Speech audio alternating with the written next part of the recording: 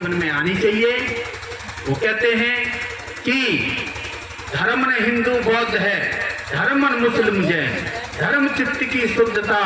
धर्म शांति सुख चैन। जीवन में जब शांति आने लगे, सुख आने लगे, चैन आने लगे, जब समझ लो कि हमारे जीवन में धर्म उतर रहा है। बनते जी, धारण करे तो धर्म है वरना कोरी बात, और सूर्य हुए प्रभात है वरना कोरी बात। तो इसलिए मैं सभी जो यहाँ पर सुनने के लिए आए हैं, मैं समय का अभाव है और मैं जो है ये जा रहे हैं उनको अपने हृदय वो है, क्या कहते हैं उसको, उसे कहते हैं महानता। ये साधना के इतने शिविर कर चुके,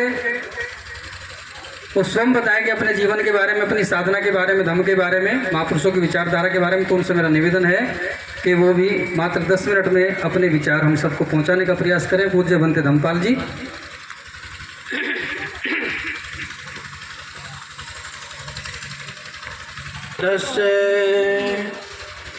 नमो तस्से भगवतो अरहतो सम्मा संबुद्धस्से। नमो तस्से भगवतो अरहतो सम्मा संबुद्धस्से।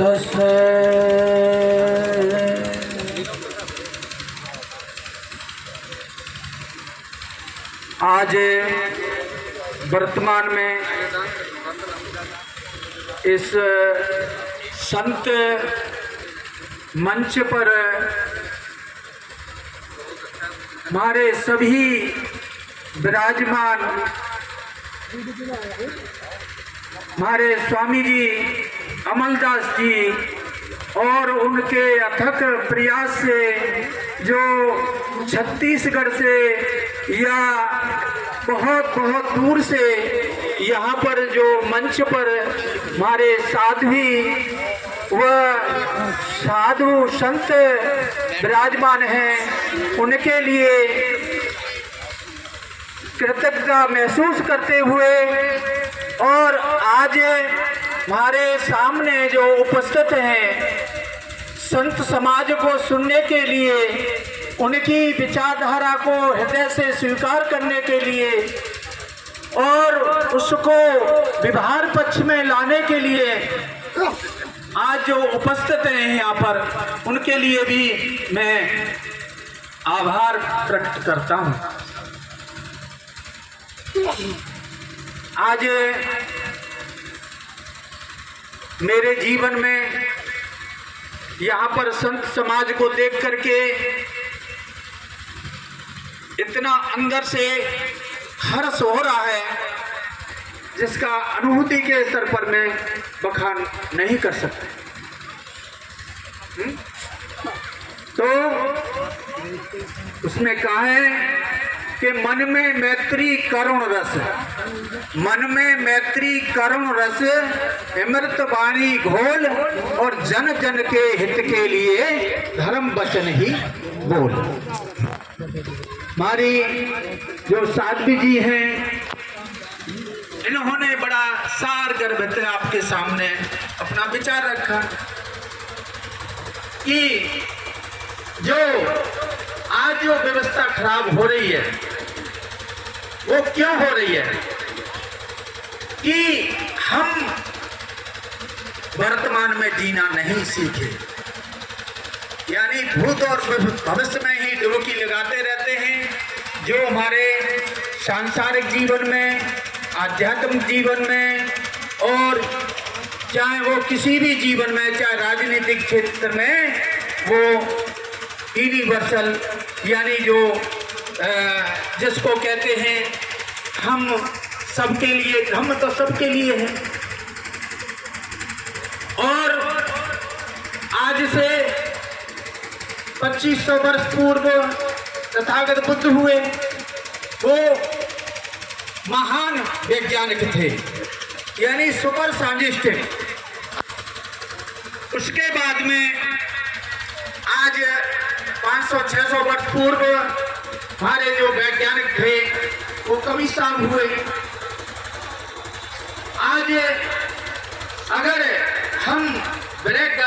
को देखें तो जब मेरा बचपना था, दूसरी कक्षा में पढ़ता था, मेरे गांव में जब कबीरपंथी साधु आए तो उन्होंने हमारा मार्गदर्शन किया,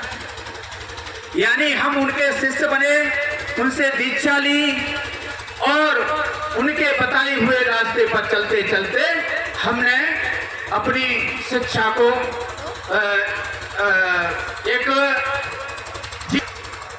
शिक्षा एजुकेशन, लेकिन हम कबीर साहब की विचारधारा को हृदय से स्वीकार करते हुए, क्योंकि जब बचपन में अगर संतों की वाणी मिल जाए और चलने का अवसर मिल जाए, उन पे व्यवहार पक्ष में अगर आध्यात्मिक जीवन में कबीर साहब उतर गए तो यूँ समझ लो कि जीवन में हमारे में एक अमृत तत्व आ गया। अमृत तत्व आज जो है, हम अमृत तत्व से हम जो है बहुत विमुख हैं, जिन्होंने आगे आपके सामने जो संत समाज है, इनका कितना बड़ा बलिदान है, कितना बड़ा त्याग है जीवन में कि वो अपने आध्यात्म जीवन को संभालते हुए महान संत कबीर साहब की विचारधारा को हृदय से स्वीकार करते हुए आज मंच पर कितने सुशोभित हो रहे हैं, आप देख रहे हैं कितना शोभावान हो रहे हैं। जैसे आपने देखा होगा कि कमल का फूल जब खिलता है तो सारे वायुमंडल को सुशोभित कर देता है। आज जो हमारे संत कमल की तरह, एक फूल की तरह हमारे जीवन को एक नया जीवन दे रहे हैं, नया जीवन दे रहे हैं। तो मेरे कुछ संतों ने बोधिसत्व बाबा साहब को भी यहाँ पर आपके बीच में उनकी विचारधारा को रखा और संत कबीर साहब को जिस तरह से हमारी दोनों साथियों ने एक अनुभूति के आधार पर उन्होंने आपको ऐसा सॉल्यूशन, ऐसा व्यवहार के रूप से ऐसा दिया है कि अगर हमने उसको स्वीकार कर लिया और व्यवहार पक्ष में उतार लिया तो मैं समझता हूं कि आपके परिवार में भी कोई जरूर संत निकलेगा, कोई जरूर संत निकलेगा। जब तक हम अपने परिवार को एक अच्छा धार्मिक स्तर से जब हम उनको स्वीकार करेंगे तो हमारे इस परिवारों में से ही संत निकलेंगे। संत हम कई बाहर से थोड़े ही आए, हम भी परिवार से निकल करके आए, लेकिन हमारे माता पिता धार्मिक थे, उन्होंने हमें बचपन में ही संस्कार दिए तो आज जो है हम आपके बीच में मौजूद हैं। मैं सवेरे इस कार्यक्रम के लिए,